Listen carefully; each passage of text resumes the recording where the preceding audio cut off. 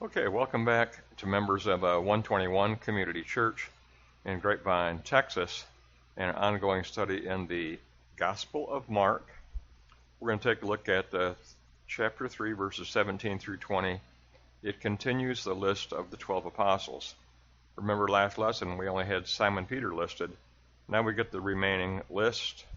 And let's go to the text and take a look at these apostles. Now again, we've already listed Simon Peter. Then it continues, and James, the son of Zebedee, and John, the brother of James, who he surnamed the sons of thunder, and Andrew and Philip, and Bartholomew and Matthew, and Thomas, and James, the son of Alphaeus, and Thaddeus, and Simon the Canaanite, and Judas Iscariot, who also betrayed him.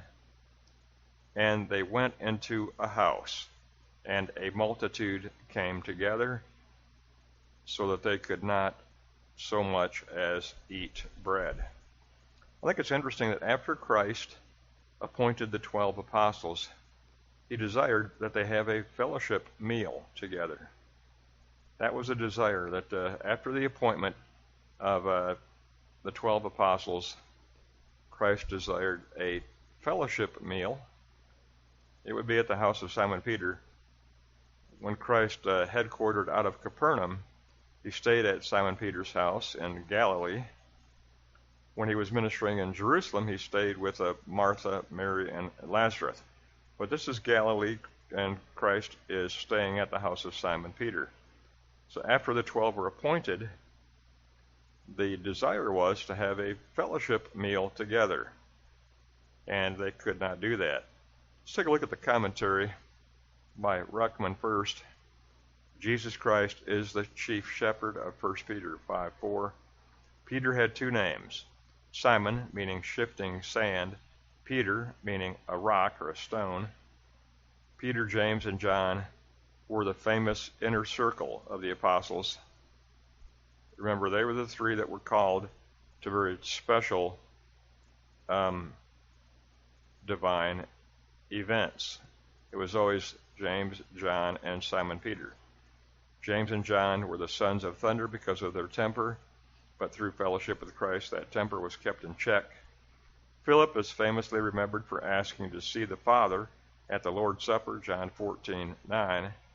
Thomas, the son of Alphaeus, is known for his willingness to die with Christ, John 11:16. Thaddeus was also known as the other Judas, Judas not Iscariot. Simon the Canaanite was a zealot, a radical militant, but Jesus converted him into becoming a preacher instead of a radical militant. Now under Edwards, the apostles are defined by being commissioned by the gospel, Romans 6:17. The Greek reads that Christ made the 12 apostles.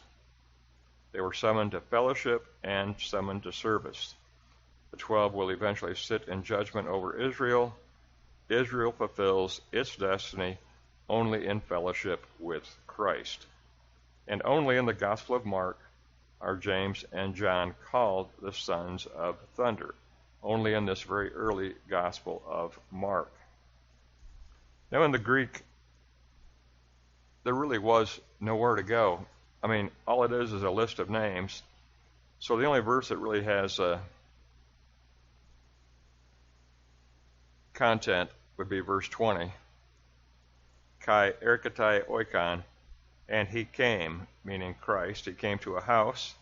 Kai palin ha aklas sunerkastai, and again a crowd comes together. Haste me dunastai made a bagain, so that they were not able to eat. I think it's noteworthy that after Christ appoints the 12 apostles, it's almost like he wants to confirm this apostolic appointment in the fellowship meal. I think it's a very significant and symbolic expression of personal relationship. We talked about that in the previous lesson, but I think this emphasis on personal relationship is even stronger here because after the appointment, Christ desires a fellowship meal with the 12. And it would be at Simon Peter's house. That is where Christ stayed in Capernaum. So that's very interesting that, again, apostolic appointment is all about relationship. It's about fellowship. It's about personal restoration. And in this instance, after the appointment, Christ desires a fellowship meal with the 12 apostles. I think that's very important to be recognized and emphasized, that above all else, apostolic appointment is about Christ's own sovereignty as Son of Man, and it's about establishing personal relationship, personal fellowship with the 12 and Christ. Now, as far as Ruckman is concerned, I appreciate the fact that he does bring up the significance of the certain apostles. James, John, and Simon Peter do make up that triune inner circle of apostles that Christ especially was close to. The Transfiguration, who did Christ call on? Simon Peter, James, and John. Many of the very unique divine events of the ministry of Christ involved James, John, and Simon Peter, that inner circle.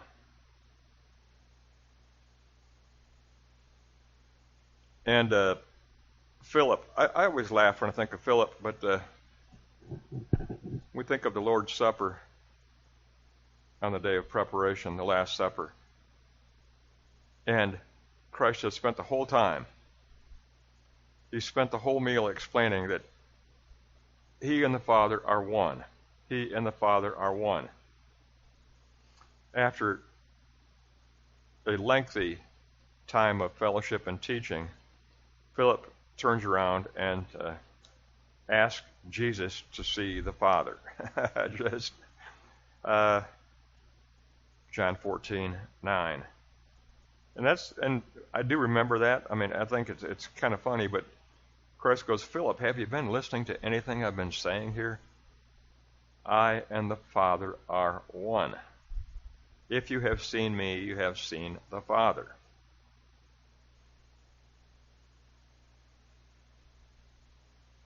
So Philip is very interesting, I think. But there was an inner circle, James, John, and Simon Peter. There was an inner circle of three that Christ was especially close to. Now, as a recap under Edwards, and I really do like Edwards, he says the apostles were defined. Their very identity was the fact that they were commissioned by the good news of Christ. They were commissioned by the gospel. And Christ made the 12 apostles. He made them by establishing them in his truth, in his way, and they were summoned to fellowship, they were summoned to service, and eventually they would sit in judgment over all of Israel. Israel fulfills its destiny only in fellowship with Christ. And it's only in the Gospel of Mark where James and John are called the sons of thunder. So John Mark wanted to make sure that James and John had been nicknamed the sons of thunder. So fundamentally in these verses, my own opinion is that what is most significant here is that this revelatory, powerful event of appointing 12 apostles. It's an extremely significant event in Scripture. Is, according to Christ, it is to be followed up immediately with a fellowship meal. And again, this emphasizes relationship, fellowship, unity. That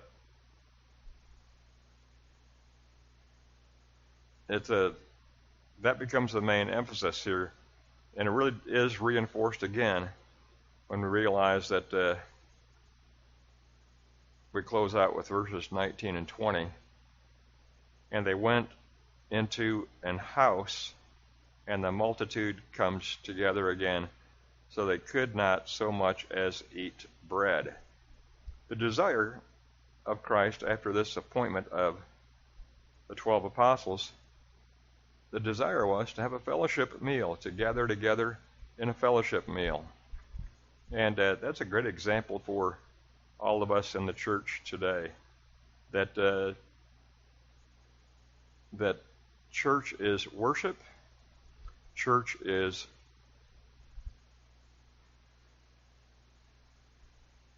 learning,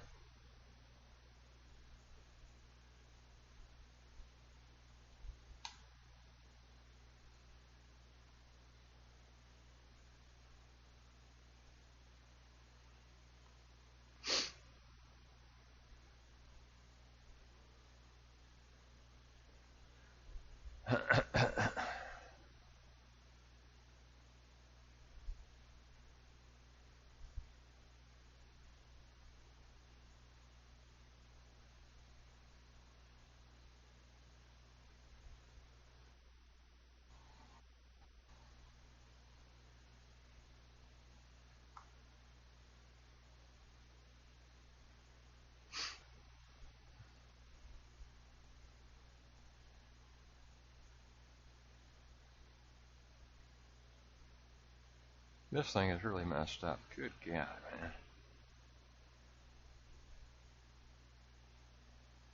It's completely messed up.